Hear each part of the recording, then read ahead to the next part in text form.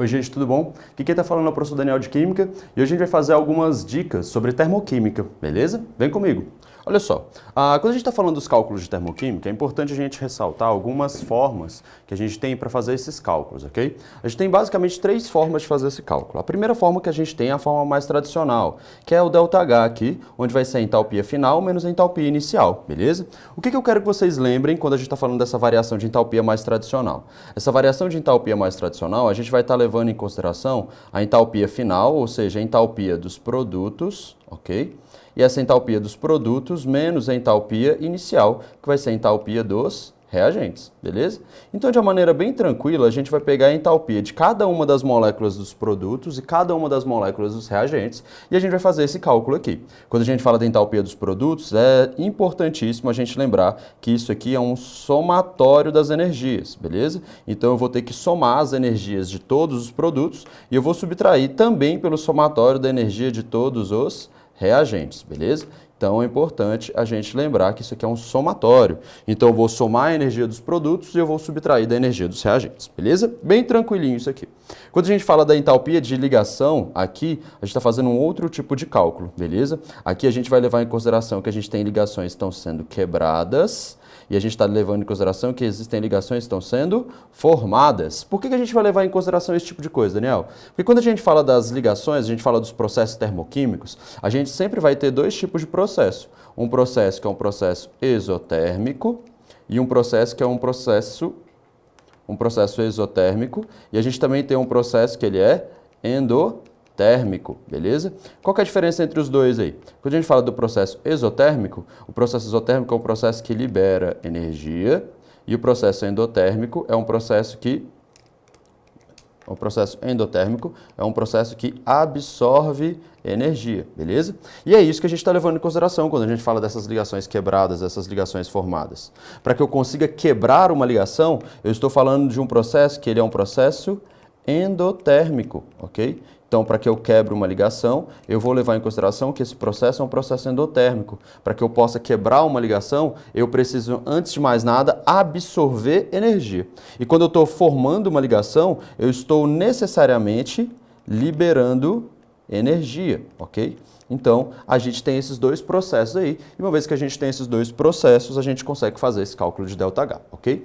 Então, as ligações quebradas. Daniel, onde é que ficam as ligações quebradas? As ligações quebradas, elas vão se situar na parte dos reagentes. Então, a gente vai levar em consideração que a energia dos reagentes vai ser as ligações que estão sendo quebradas, e as ligações que estão sendo formadas é a parte dos produtos. Beleza? Então, a gente vai ter que sempre tomar cuidado com esse tipo de situação, ok? Olha lá, quando a gente está falando aqui do CH4 mais O2, formando CO2 mais água, a gente vai levar em consideração que a energia dessas ligações ela tem que ser dada exatamente dentro de uma tabelinha para vocês, beleza? Então, por exemplo, a energia do CH, da ligação do tipo CH, ela tem 412 kJ por mol.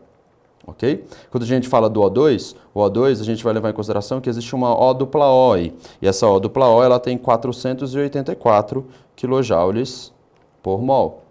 E se a gente falar do CO, a gente tem a C dupla O. A C dupla O ela tem 743 kJ por mol. E por último a gente tem a H2O, a gente tem a ligação do tipo HO. HO ela tem 463 kJ por mol.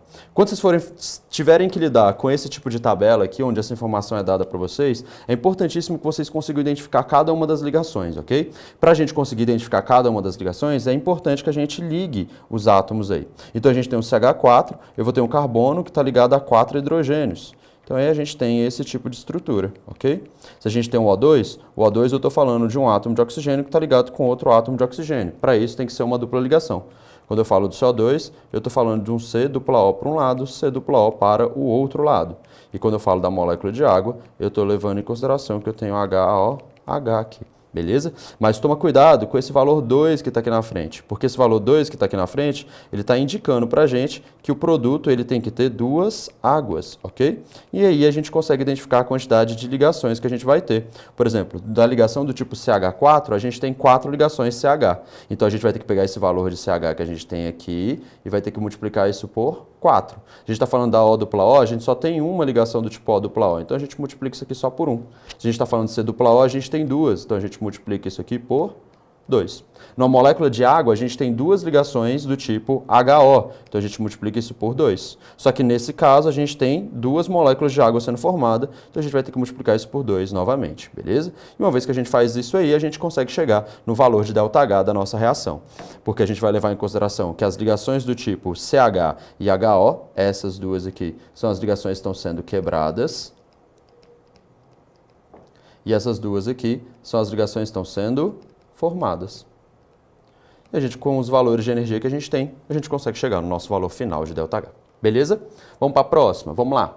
Lei de Hess. Quando a gente fala de lei de Hess, a gente está falando de uma propriedade que a gente pode juntar mais de uma equação, ok? Por que isso acontece? Isso acontece porque quando a gente fala da lei de Hess, a gente está levando em consideração que a entalpia,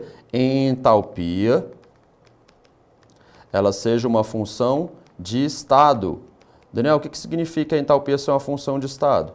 A entalpia ser uma função de estado significa nada mais, nada menos que não interessa as etapas do processo, só interessa o processo final e o processo inicial, beleza? Então, a partir disso aí, a gente consegue juntar várias equações em uma só. E quando a gente consegue juntar essas várias equações em uma só, a gente consegue dar origem à equação que a gente precisa, a equação global aí no caso, beleza? O que é importante quando a gente fala de lei de Hess? Quando a gente fala de lei de Hess, é importantíssimo a gente lembrar que a gente tem duas operações básicas. A gente tem a operação de inversão da reação e a gente tem a operação de multiplicação da reação.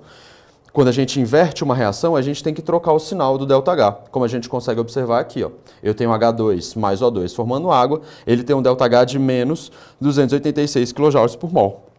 Se eu necessito inverter essa reação, necessito fazer com que a água se transforme em H2 e O2, eu obrigatoriamente vou ter que mudar o meu ΔH. Por quê? Porque se anteriormente a essa reação ela tinha um ΔH negativo, isso indica que ela é uma reação exotérmica, ok? Ou seja, ela está liberando energia. Agora eu preciso fazer o contrário. Agora, para que a água se transforme em H2 e O2, eu tenho um sinal positivo. Ou seja, eu preciso que essa reação ela seja endotérmica, beleza? Então aí a gente tem os dois processos sendo evidenciados, certo? Esses dois processos sendo evidenciados, dela exotérmica e dela endotérmica, a gente vai estar se referindo a essa mudança de sinal. Se num sentido, para formar água eu preciso liberar energia, significa que para eu quebrar a água eu vou precisar absorver a energia, beleza? Por isso que na hora que a gente inverte a reação, a gente inverte o sinal da reação, o sinal do ΔH, ok?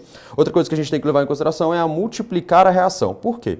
Além da entalpia ser uma função de estado, ela depende da quantidade de matéria, ok? Ela é influenciada pela quantidade de matéria. Por exemplo, se eu queimo 1 grama de papel, não vou ter o mesmo calor liberado que se eu queimar 1 quilo de papel, beleza? Por quê? Porque a quantidade de matéria, ela influencia na entalpia, ok? Então, a quantidade de matéria influencia na entalpia. Se ela influencia na entalpia, a gente consegue ter essa relação. Olha só, nesse primeiro caso aqui, a gente estava liberando menos 286 kJ.